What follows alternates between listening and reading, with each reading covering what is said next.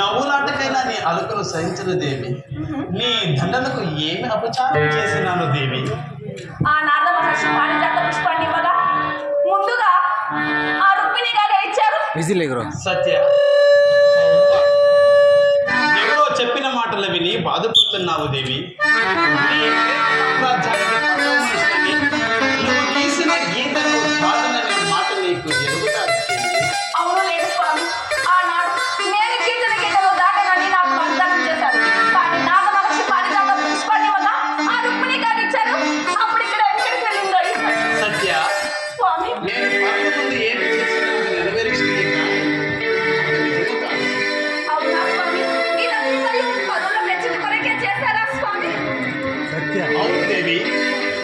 అక్షరాల నిజం.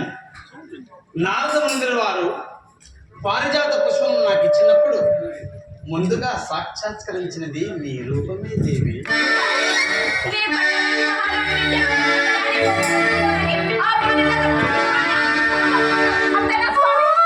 దేవి సత్య సత్య అంత మాటను అంత మాటకు దేవి. నీ సౌందర్య నీ సౌందర్యానికి దాసుడును, అబ్బా నీ ప్రేమ సామ్రాజ్యానికి అయ్యో అబ్బా